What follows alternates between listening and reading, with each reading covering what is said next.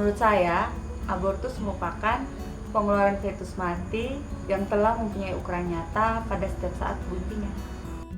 Menurut saya, abortus itu adalah pengeluaran fetus hidup dari uterus sebelum mencapai umur. Kematian embrio. Menurut saya kematian embrio itu adalah kematian sel telur yang telah dibuahi sebelum ia mencapai fase janin. Jadi menurut saya stillbirth itu kematian fetus sesaat setelah dilahirkan.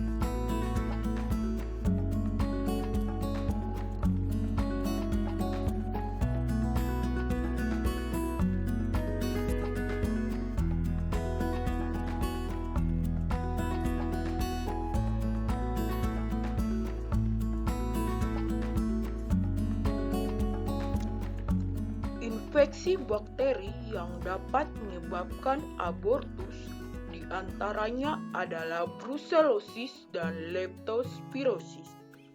Brucellosis disebabkan oleh infeksi bakteri Brucella abortus. Brucella abortus dapat ditularkan melalui ingesti makanan dan air yang terkontaminasi oleh kotoran-kotoran dari alat kelamin hewan yang mengalami abortus. Selain itu, dapat juga ditularkan melalui selaput lendir mata dan melalui IB dengan semen yang terinfeksi.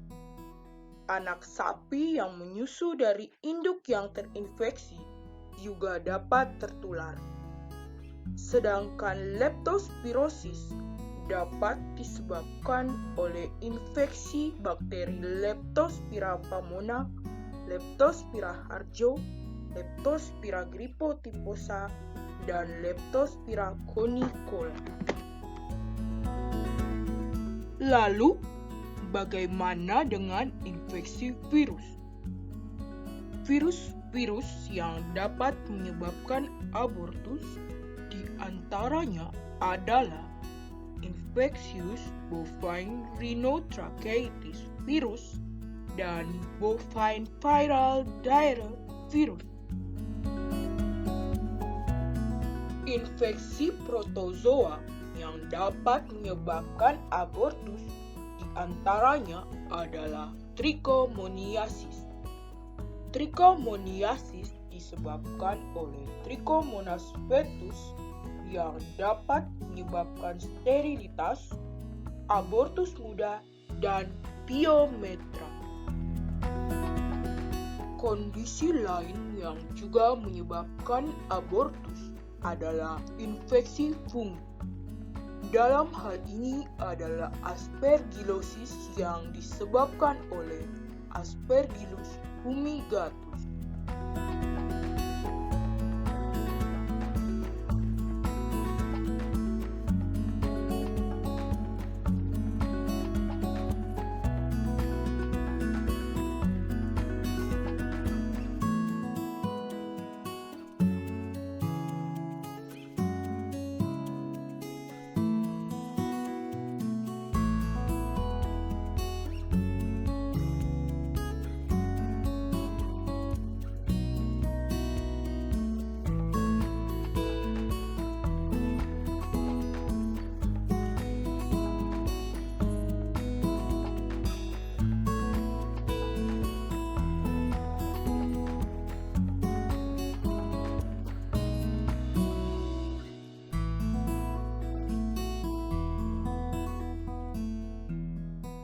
Kematian embrio biasanya terjadi pada awal perkembangan sampai menuju fase fetus, yaitu kira-kira sampai 50 hari post-konsepsi. Dengan gejala utama adalah pengulangan perkawinan dan interval estrus yang tidak menentu. Kematian embrio paling sering terjadi pada hari ke-7 atau ke-8 post-inseminasi, yaitu pada tahap hatching, atau mulai minggu ke-3 post-IB, pada tahap implantasi. Adapun kematian embrio dapat terjadi karena beberapa faktor. Yang pertama, faktor genetik, yaitu aberasi kromosom. Yang kedua, faktor imunologis, adanya reaksi penolakan dari tubuh induk terhadap embrio. Yang ketiga, inbreeding. Inbreeding meningkatkan kematian embrio karena terjadi penurunan kualitas. Yang keempat, jenis kelamin embrio. Jantan akan lebih sering mati daripada betina. Yang kelima, adanya disfungsi saluran telur. Yang keenam, disfungsi uterus, di mana kapasitas uterus tidak cukup seperti pada kebuntingan kembar. Involusi yang tidak sempurna dan endometritis. Yang ketujuh, adanya gangguan nutrisi. Dan yang terakhir adalah faktor iklim. Temperatur dan kelembaban tinggi menyebabkan heat stress yang akan menurunkan konsentrasi progesteron. Simptom kematian embrio terbagi menjadi dua. Yang pertama, embrio mati sebelum hari ke-14. Pada keadaan ini, embrio dan selaputnya cepat diserap. Korpus luteum lisis sesuai waktu normal dan hewan kembali estrus normal. Yang kedua, embrio mati setelah hari ke-14. Pada kondisi ini, diperlukan waktu lebih panjang untuk penyerapan sisa embrio dan korpus luteum bertahan lebih lama. Selanjutnya, bagaimana dengan proses penyerapan embrio? Proses penyerapan embrio dimulai dengan cairan yang mengelilingi fetus kemudian jaringan embrio, dan terakhir selaput fetus. Hewan akan tidak estrus selama proses penyerapan. Setelah kebuntingan lebih dari 5 minggu, plasenta tidak diserap, tetapi menjadi mumi yang bisa bertahan beberapa minggu sampai bulan. Sedangkan corpus luteum tetap berfungsi.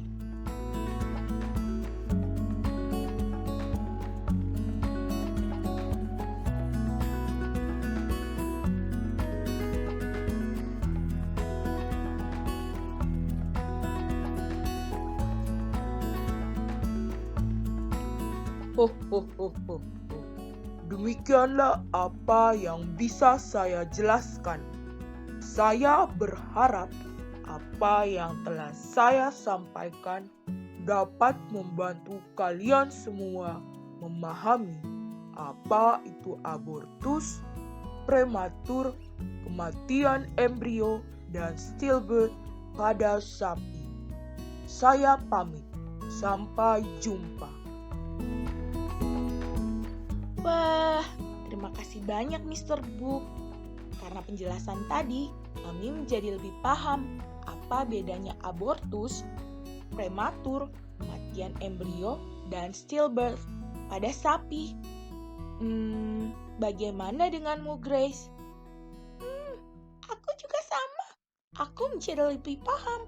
Dan mulai sekarang, kalau ada yang meminta aku menjelaskan, aku bisa dengan percaya diri menjelaskan. Terima kasih, Mr. Book. Terima kasih, Mr. Book. Sampai berjumpa lagi.